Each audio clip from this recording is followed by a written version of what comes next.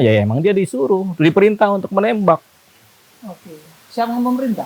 Ya atasannya lah. Woi, tembak, tembak, tembak. Secara Kristiani, ya panjanglah kita berdoa. Tentunya doa-doa saya juga nyasar ke pikiran dia kan. Minta tolong Tuhan segala macam. Tapi saya bilang kiranya Tuhan menolong kawan saya Baradae ini supaya dia bisa tenang hidupnya, bisa plong, bisa nyaman, terus kemudian bisa menceritakan apa adanya hanya untuk kemuliaan Tuhan. Kita lagu rohani, lagunya Indah Pada Waktunya, sama Hidup Ini Adalah Kesempatan. Dua lagu rohani itu yang biasa dinyanyikan buat orang-orang seperti dia kan. Buat kita juga kalau kita galau. Setelah dia ikut nyanyi. Ikut nyanyi ya sudah, setelah dia ikut nyanyi, hidup ini adalah kesempatan. Oh selesai. Ini udah aman kalau dia ikut nyanyi kan berarti kan udah pulang gitu kan. Itu cepat tuh, tetet. 2 jam jadi kan gitu kan. Jadi 4 lembar. Jago juga dicerita. Ini ngarah apa enggak? Kita baca dong. Ini runtut semua nih. Ini kayaknya ini fakta-faktanya nih kan.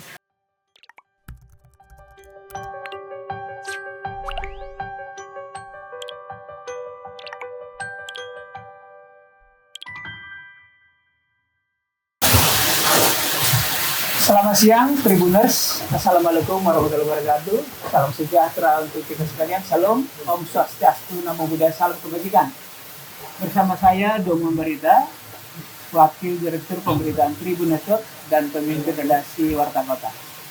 Siang ini kita akan berdiskusi kembali. Kalau kemarin sudah berdiskusi dengan Bang Petrazen, pengacaranya Mbak atau Ibu Putri, kemudian Mas Eka, pengacaranya keluarga Brigadir J.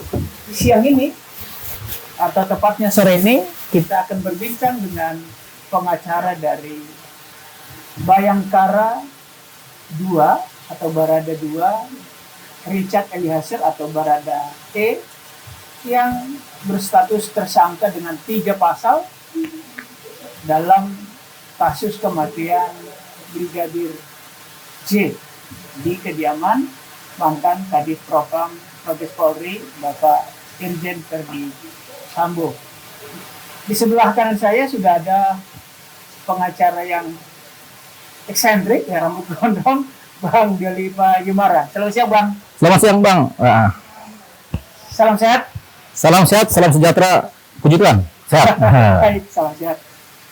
Bang Olip, saya panggil beliau Bang Olip, masih muda, kami tahun kelahiran sama, jadi semangat. Energik. Saya akan panggil beliau Bang Olip.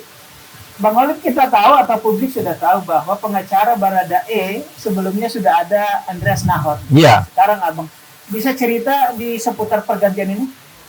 Ya, jadi seputar pergantian ya. Jadi pada hari Sabtu kita ditelepon dari Mabes Polri, dari Bareskrim untuk segera merapat ke Barskrim, ruang sidik lantai 4. Bareskrim, karena ada yang darurat, ada yang penting darurat dan untuk kepentingan negara. Ya namanya kita pengacara merah putih, pengacara merah putih itu pengacara yang benderanya merah putih. Nah tapi kan kita semua kan merah putih semua kan, jadi kita pengacara negara merah putih ini kan. Nah kita datang, dipanggil ya kita datang. Biasanya juga begitu, kalau dipanggil ya kita datang oleh kawan-kawan penyidik. Kalau ada yang darurat kebutuhan pengacara, ya kami datang dipanggil. Itu namanya tugas negara bagi kami. Di wilayah pengacara ada pekerjaan swasta, ada kita mendampingi swasta sebagai hukum pribadi. Tapi ada juga kita bertanggung jawab dan mendampingi negara kalau negara butuh begitu. Karena itu adalah ya memang kewajiban kita, dan itu memang diatur dalam undang-undang profesi advokat juga. Nah, ketika kita dipanggil kemari ke Bareskrim, nah kita sampai ke sana dijelaskan semuanya bahwasanya pengacara dari Barada E mengundurkan diri. Penyebabnya apa? Nggak tahu. Tapi yang paling penting segera bertemu dengan Barada E untuk siapa tahu mau menjadi kita menjadi kuasa hukumnya dia, atau dia mau memakai kita menjadi kuasa hukum. Ini yang dimaksud negara menyediakan pengacara kepada tersangka, karena ini kan tersangka pembunuhan, otomatis perlu kuasa hukum supaya penyidikan berjalan formil, tidak ada cacat formil. Itu kepentingannya yang paling utama. Oke.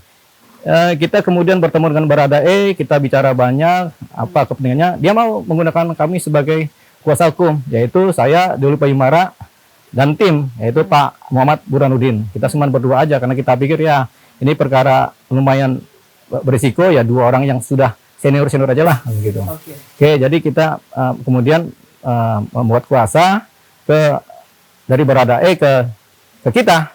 Nah, ini adalah surat kuasanya. Surat kuasa ini dari Richard memberikan kuasa ke kami selaku kuasa hukum, yaitu Dewi Payumara dan Burhanuddin. Ya. Oke, di sini tertulis yang surat kuasa yang bertanda tangan di bawah ini nama Richard Eliezer Pudihang Lumiu. Ya. Bahkan ada nomor KTP, tanggal lahir di Manado 14 Mei 98, agama Kristen Protestan, kewarganegaraan, pekerjaan Polri, alamat Jasrama Brimob Cikeas. Ya. Kampung Kaduk Kubur Cikeas Udik, Kabupaten Bogor, Jawa Barat. Ya, oke. Dan beliau, Richard ini memberikan kuasa kepada saya, Dewi Payumara, sarjana hukum, sarjana psikologi, dan Muhammad Burhanuddin, sarjana hukum dan magister hukum. Bang Olive tadi menyebut bahwa keberadaan Bang Olive dengan Baradae adalah karena dipanggil Bareskrim. Ya. Berarti abang dalam hal ini karena di luar ditanya, Baradae kan gajinya kecil, nggak mungkin bayar pengacara. Berarti abang dari Bareskrim ya? Iyalah, kita juga nggak mungkin minta pembayaran dari Baradae kan. Tentunya kita ini kan ada yang namanya pekerjaan membela negara. Nah, kewiraan kan ada. Kita bela negara gimana? Karena kita kapasitas sebagai pengacara, kita bela negara dengan cara kita sebagai pengacara kan gitu kan. Bekerja untuk kepentingan negara. Nah, itulah yang menjadi dasar landasan kita kemudian menerima perintah dari penyidik dari Bareskrim untuk bisa diminta untuk mendampingi Baradae. Baik. Bang Olive tadi menyebut sudah bertemu dengan Baradae. Sudah. Oke. Pertama-tama apa yang abang lakukan pendekatan? Biasanya kan orang begini dia dituntut dituduhkan 3 pasal, agak berat kan. Ya. Pendekatan apa yang abang lakukan sehingga bisa berbicara? Jadi sekitar jam 2 kita menunggu Baradae kan masih tidur, kecapean dia di ruang sebelah.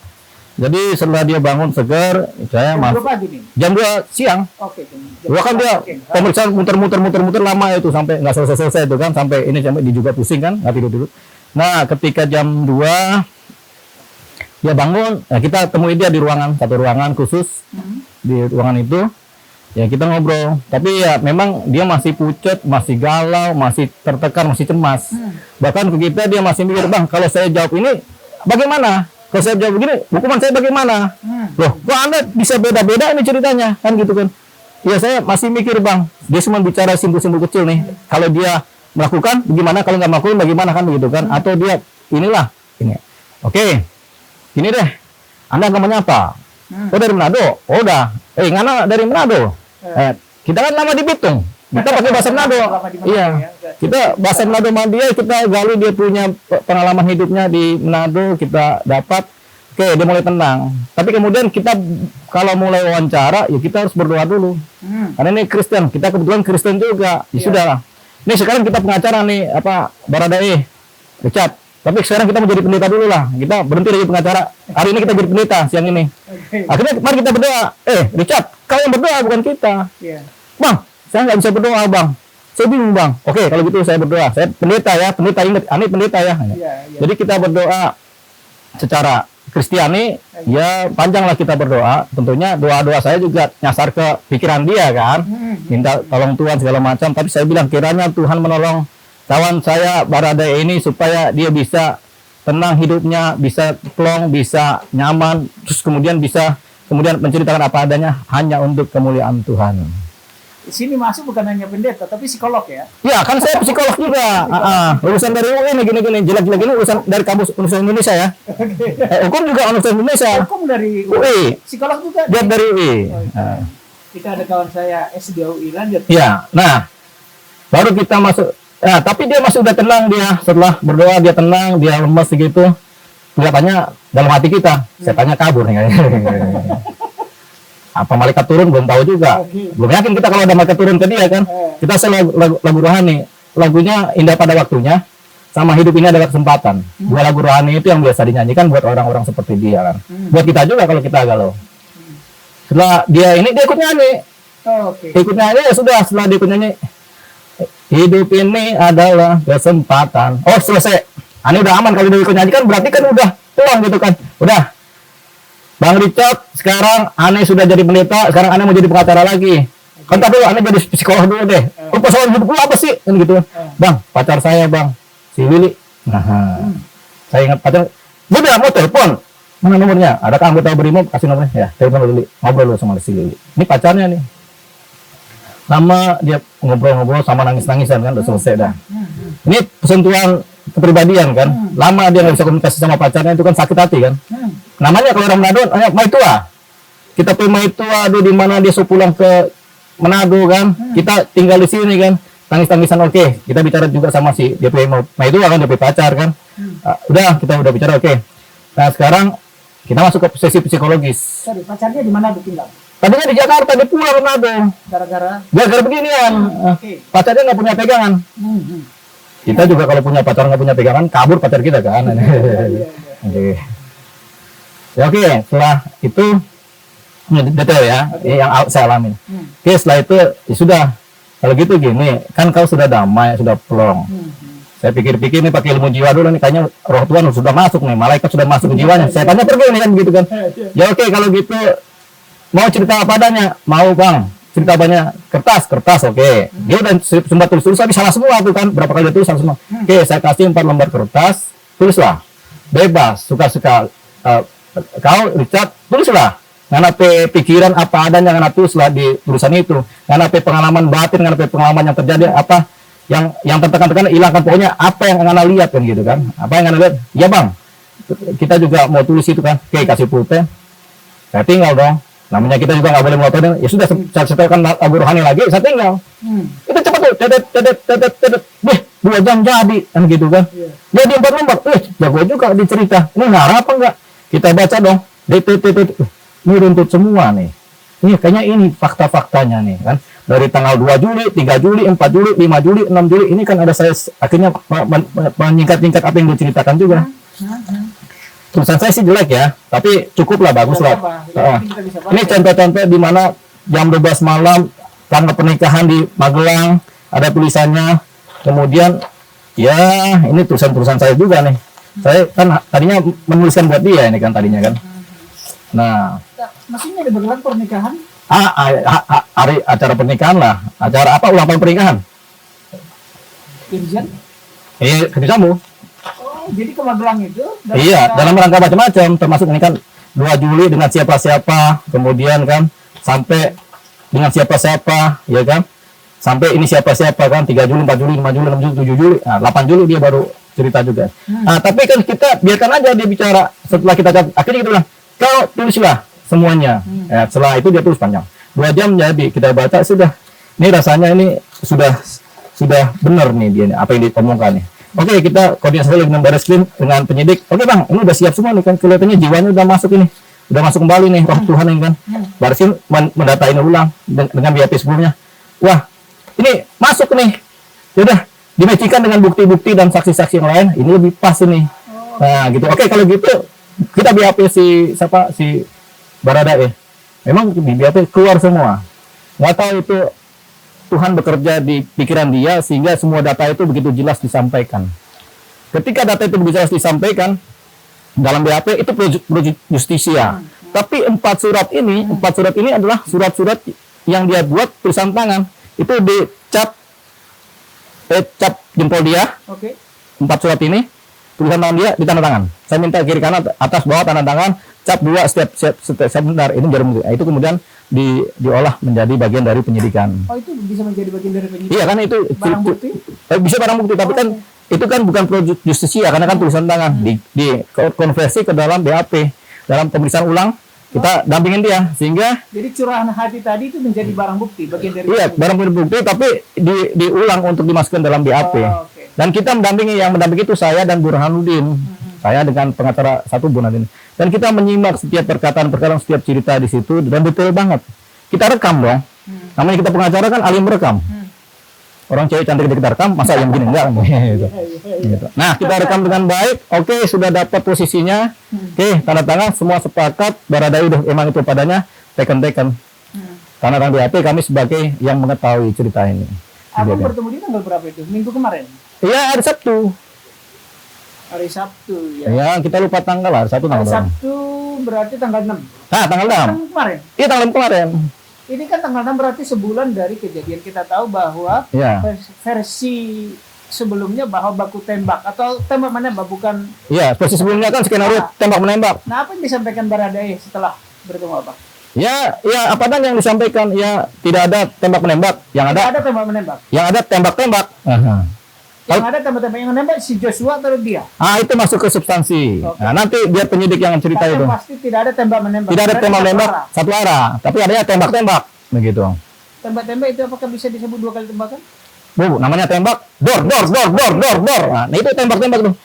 Ah, ada tembak doang dor. Tembak-tembak itu bisa lebih dari 2. Dor kan gitu. Apalagi kalau brand kan. Gitu. Oke. Baradae atau Richard kan tersangka tanggal 3 Agustus. Dia memberi testimoni ke Abang tanggal 6. Berarti Ya. sudah tersangka dulu. Ya, dia tersangka. Tersangka kan sesuatu yang dikira-kira masuk unsur kan. Oke. Tapi kalau masuk unsur, kalau ceritanya berbeda juga, ceritanya ini juga berbahaya juga. Dia tersangka, makanya ketika dijadikan tersangka, pusing lah ini pengacara terdahulu kelihatannya. Karena ceritanya nggak masuk akal, tapi dia jadi tersangka kan. Oh, oke. Gitu. Makanya akhirnya dia minta cabut cabut Pernyataan. pernyataan BAP terdahulu, dia minta BAP baru. Oh, oke. Jadi BAP dengan pengacara yang terdahulu sudah Dicabut, berarti BAP yang baru termasuk testimoni 4 lembar tadi. Iya, itu dimasuk dalam BAP dong, sebagai ceritanya dia. Kalau BAP terdahulu dia dijerat pasal 340, 338, Nah, di BAP dia 338, junto 5556. 56. Tapi versi lama dan versi baru Nah, kalau yang terbaru ini apakah masuk unsur itu? masuk unsurnya 338. 338 junto 5556. Oh, tetap masuk. Tetap ya? masuk. Pertanyaan saya, apakah dia mengakui dia yang melakukan? Ya, kalau dia sudah merasa bersalah, udah sampaikan permintaan maaf kan berarti ya sudahlah. Ya, itu orang bersalah kan berarti dia melakukan. Oke. Dia udah sampaikan ke kita juga kok dia melakukan. Oke. Nah, pada tanggal 8 itu kronologi yang dia ceritakan, apakah kalau yang versi yang lain kan si brigadir ini keluar dari kamar lalu Masuk substansif. Jadi yang terdahulu berbeda dengan yang sekarang. pokoknya itu tidak Pokoknya itu berbeda dengan sekarang. Sekarang ini berbeda. Sekarang ini yang terbaru nih yang jadi fakta. masuk. Oh, jadi ini udah di substansi Ya, ya. Tapi substansi. bahwa yang sebelumnya disebut itu tidak seperti itu. Tidak seperti itu, Begini, ngakunya ceweknya cantik, ternyata pas kita lihat menonton ternyata jelek, yang gitu kan. Ya kira-kira begitulah. Berbeda kan, cantik sama jelek kan begitu. Ya contohnya gitu lah sederhana. Oke. Baik. Bang Olip selama ini dia tinggal di di alamat seperti tadi yang di KTP atau tinggal Cikes. di rumahnya Ya kita nggak tahu dia tinggal di mana, yang jelas setiap hari ngikutin ya namanya ajudan pagi siang sore malam. posisi dia sebagai ajudan untuk Sambo atau istrinya? Ya dia driver bebas lah. Kadang kan keluarga ini kan, bisa ke anaknya, bisa ke istrinya, bisa ke sambonya. Oh, jadi posisi dia driver ya? Iya, bukan Iya. seperti disebut sebagai Iya, ajudan ya? enggak, kalau menurut cerita dia bebas, kadang driver, kadang pengawal, bebas lah namanya. Oke. Namanya juga ajudan. Saya punya ajudan juga bebas, kadang jadi driver, kadang jadi tukang masak, itu orang itu. Bebas namanya ajudan. Bang Olip yang sering dipertanyakan orang juga, kok senjatanya canggih betul? Abang mungkin sebut ini materi, tapi perlu diketahui, apakah itu senjata dia? Saya nggak ngerti senjata ya. Saya itu bukan orang yang megang pistol, jadi nggak ngerti senjata bagus apa nggak tahu saya. Jadi susah jawabnya itu. Gitu. Oke, baik. Saya kembali ke pertanyaan setelah bertemu Baradae.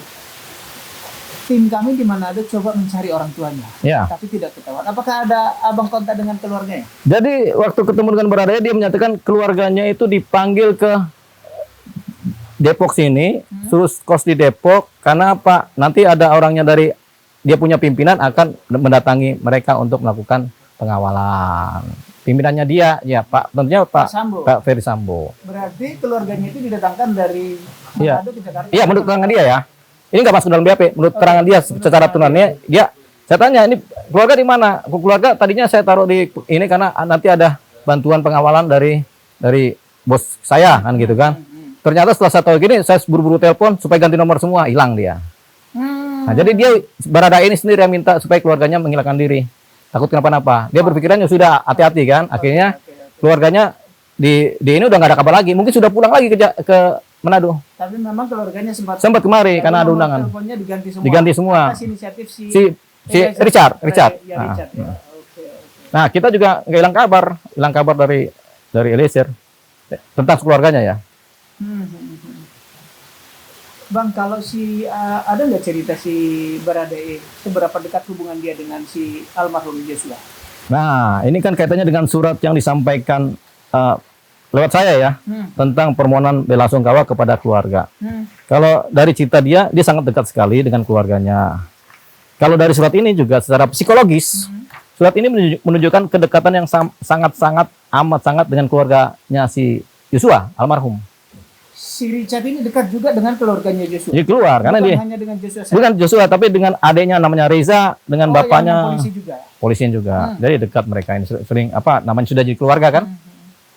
Ya dekat.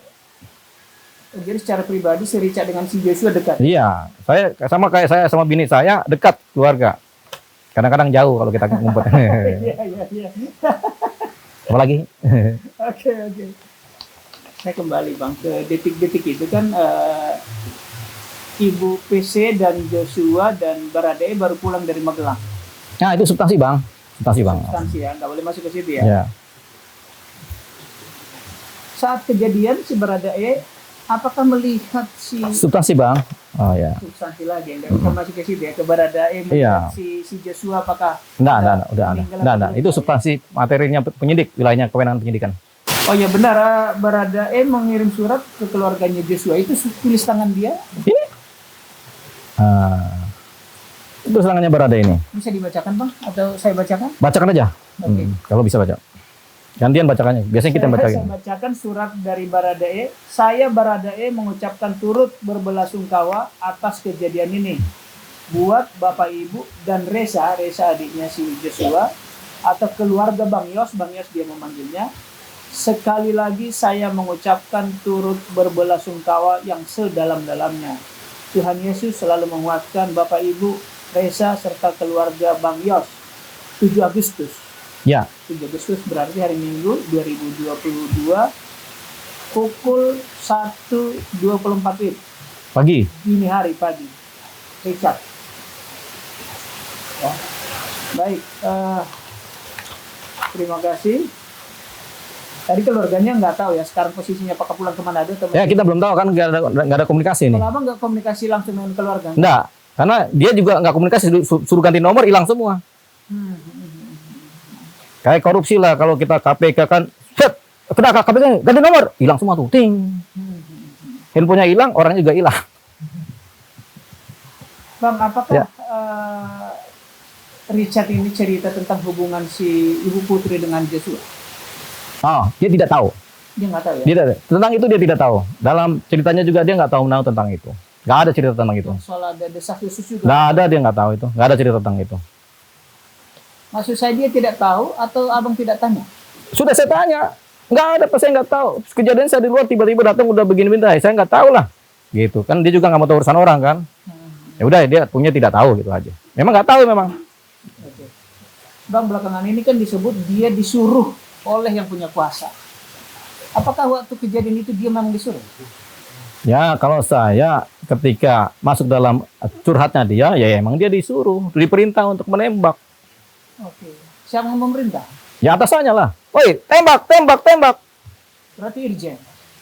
Atasannya lah, atasannya dia lah. Ya kita nggak bisa bicara ini orang, kita juga nggak berani bicara. Oke. Atasannya ya. Bang Alim sekarang berada dilindungi. LPSK ini kan cepat berubah ya. Tadinya dia sebagai Tersangka tersangka, sekarang jadi lagi diupayakan dilindungi kan. Hari ini kan LPSK tanggal berapa ini? di tanggal 9. Nah, tanggal 9 tadi pagi iya kah? 9 kah? 9 kan? Tanggal 9 LPSK hari ini mendatangi Barreskrim. Koordinasi supaya nanti ada keputusan cepat tentang dia mendapatkan perlindungan LPSK dan dia sebagai justice collaborator. Ini lagi dianalisa. Abang sebagai pengacara, apakah ada kekhawatiran bahwa keselamatan Richard ini terganggu, terancam? Kalau di Barreskrim dia nggak terancam. Di penyidikan dia tidak terancam. Dia merasa aman, dia nyaman di sana. Dijaga Brimob juga kok, dikawal, makan, minum terjamin. Sehari 3 kali, bahkan 4 kali, ya kan? Kita juga ketika masuk baris krim ya bagus juga. Kita juga dikasih makan. Pagi, siang, sore, siang, malam, pagi juga kasih makan kita. Hebat sekali nih baris krim ini sekarang ini kan. Tamu semua dikasih makan. Dalam kasus ini apakah dia ada berpotensi terancam keselamatan jiwanya? Kalau dalam kasus ini proses sampai persidangan punya potensi terancam karena kalau dia misalnya tidak di bawah lindungan baris krim, bisa jadi kan ya kita nggak tahu lah terancamnya itu kan, makanya memang pengawalan dia di baris krim sangat ketat sekali sehingga susah orang luar bisa tembus. Oke. Nah, Bang Olive juga menyebut ada semacam ancaman. Ancaman itu apakah inline dengan ancaman dihadapi si Richard? Saya? Ya. Oh saya kalau saya sih ada pernyataan supaya berhenti aja lah begini itu kan bagian dari triggering untuk supaya kita nggak jadi pengacara. Tapi kan kita pengacara udah lama, udah 22 tahun, 24 tahun lah kita jadi pengacara ini kan. Dari zaman dulu udah hampir dibunuh, hampir kita tenggelamin, udah macam-macam deh. Ya kita biasa aja lah hidup. Makanya kita kalau jadi pengacara nggak boleh pakai jas, ketahuan kita jadi pengacara, mending kita jadi musisi aja pakai kan nggak tahu kita pengacara bukannya kan, bebas kita kemana-mana kan. Kalau pakai jas pakai dasi mati kita. Satu hal kelemahan saya kalau pakai jas pakai dasi nggak bisa ngomong. Oh gitu ya? Iya, langsung ngomong begitu. Mau ngomong apa? Ya jadi goblok. Itu kelemahan saya kalau pakai jas. Makanya kalau orang suruh pakai jas, ya nggak bisa. Tapi kalau jadi pendeta pakai jas kan enak. Tua kan gitu. Tapi kalau kita ya pengacara gini aja lah, ya kan? Tribuners perlu tahu bahwa Bang Olive ini juga musisi dan vokalis ya. Next time kita ulas soal itu. Ya. Tapi hari ini kita tentang Siap. Barada Bang Olive nanti malam dalam hal ini pemerintah juga tampaknya mendorong supaya kasus ini clear. Nanti malam atau sore ini katanya akan ada tersangka baru yang akan diumumkan berdasarkan info dari Pak Menko Polhukam. Apa harapan Bang Olive? Atau harapan dari Barada E? Kalau harapan dari Barada E sih semoga kasusnya terang ya, supaya paling enggak siapa yang salah siapa yang benar ketahuan. Walaupun dia mengaku salah, paling enggak ya ini kan saya kan polisi BRIMOB, saya menjalankan perintah atasan. Tapi saya juga takut kata dia gitu kan. Tapi karena ketakutan juga, kalau nggak saya menembak saya ditembak kan gitu kan. Sama yang nyuruh nembak kan gitu kan. Makanya dia sembari dar gitu aja. Ya itulah perintah dari atasan, kadang-kadang perintah yang melanggar hukum berbahaya kan. Tapi kan karena dia begini, karena dia itu adalah prajurit BRIMOB yang terbiasa perintah komando, ya tentu apa kata komandonya dijalankan sama kayak BRIMOB di Papua, perintah tembak dadar gitu kan. Apakah itu dipersalahkan? Kita lihat secara proses pelaksanaannya gitu. Bang, satu pertanyaan terakhir. Kejadian apakah benar tanggal 8 Juli pukul 17 sore di kediaman rumah dinas Pak Dirjen? Ya kalau secara curhatnya dia begitu. Cuma berapa menit aja itu kejadiannya. Secara curhat ya, bukan secara pro justisia. Kan dia kan curhat juga sama saya. Nggak masuk dalam ini kan. Ya begitulah kira-kira. Oh, kejadiannya singkat. Iya, singkat aja. Baik Tribuners, ini bincang-bincang kami dengan Bang Olive, pengacara Barada E. Tapi sebelum kita tutup, barangkali ada closing statement dari Bang Olive, silakan. Ya, closing statement tentunya saya karena adalah kuasa hukum dari Richard, tentunya Richard menyampaikan kepada saya supaya disampaikan kepada masyarakat. Pertama adalah dia meminta maaf kepada keluarga korban, kepada keluarganya, kepada masyarakat Indonesia. Dia juga minta maaf khususnya kepada BRIMOB, di mana korpsnya adalah BRIMOB. Dia sudah sampaikan minta maaf kepada BRIMOB karena jiwa korsa dia terpanggil, dan dia juga minta maaf kepada negara, kepada institusi Polri dia minta maaf. Itu ya, apa yang dia sampaikan. Sampai pada titik itu. Kalau harapan dari kami sebagai kuasa hukum dan dia, ya kita biarkanlah kita bersidang dengan baik, membuka semua kejadian-kejadian ini di dalam persidangan sehingga semua menjadi jelas siapa yang benar, siapa yang salah. Itu aja. Baik, Bang Olive, terima kasih. Tribuners dan sahabat Warta Kota, demikian bincang-bincang kita sore ini. Ini fakta baru tentu saja, fakta baru menurut saya, setidaknya informasi baru yang perlu diketahui publik bahwa posisi Richard ditetapkan tersangka pada 3 Agustus menurut saya berbeda sama sekali dengan curhat dan keterangan dia pada 7 Agustus setelah disampaikan ke Bang Oli. Kita berharap, publik berharap penegak hukum dalam hari ini penyidik profesional. Orang menyebut duri, memang mencabut duri sakit, tetapi itu perlu dicabut supaya durinya keluar dan dagingnya tidak busuk. Daripada duri di dalam akan berlama-lama daging menjadi busuk. Semoga duri, kalaupun ada duri dalam kasus ini, bisa segera dicabut oleh Polri, sehingga institusi Polri yang mengayomi masyarakat tetap bisa tegak berdiri abadi bersama NKRI. Demikian dengan saya, Domo Berida, Wakil Direktur Pemberitaan Tribun Network, pemimpin redaksi Warta Kota. Salam hormat untuk pemirsa. Terima kasih. Selamat sore. Selamat sore. Assalamualaikum warahmatullahi wabarakatuh.